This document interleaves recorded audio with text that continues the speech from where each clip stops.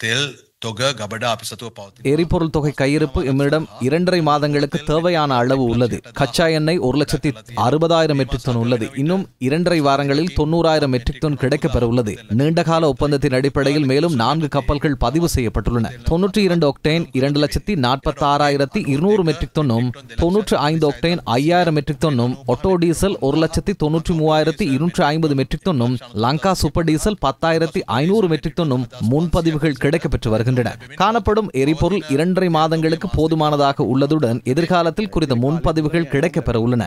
அதனால் எவரும் அச்சமடைய தேவையில்லை. தேவையற்ற விதத்தில் வீடுகளில் எரிபொருளை களஞ்சியப்படுத்தவும் வேண்டாம். தேவையான நடவடிக்கைகளை அரசாங்கம் முன்னெடுத்துள்ளது. 1986 ஆண்டு 4ஆம் இலக்க ஜனாதிபதிகளின் உரிமைகள் சட்டம் மற்றும் 1977 ஆண்டு 1ஆம் இலக்க பாராளுமன்ற ஓய்வூதிய சட்டம் என்பவற்றை மறுசீரமைப்பதற்கு அமைச்சரவை அனுமதி கிடைத்துள்ளது.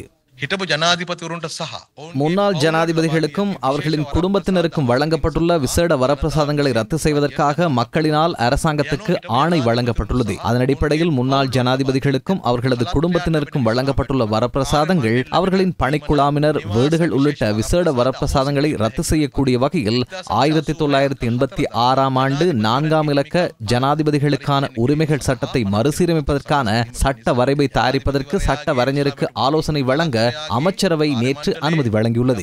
நாம் கூறியது போன்று அந்த செயற்பாடுகளை முன்னெடுக்கின்றோம். பதற்றம் எமக்கில்லை, அவர்களுக்குத்தான் பதற்றம் இருந்தது. இதனை மேற்கொள்ள முடியுமா இல்லையா என அவர்கள் சவால் விடுத்தனர். நாம் அதற்கான சட்ட பின்புலத்தை கொண்டு வந்துள்ளோம். விரைவில் இந்த 2 சட்டமூலங்களையும் பாராளுமன்றத்தில் சமர்ப்பிக்க முடியும். පනත පරීක්ෂණ කිරීම සහ නවපන්තක් ගෙනීම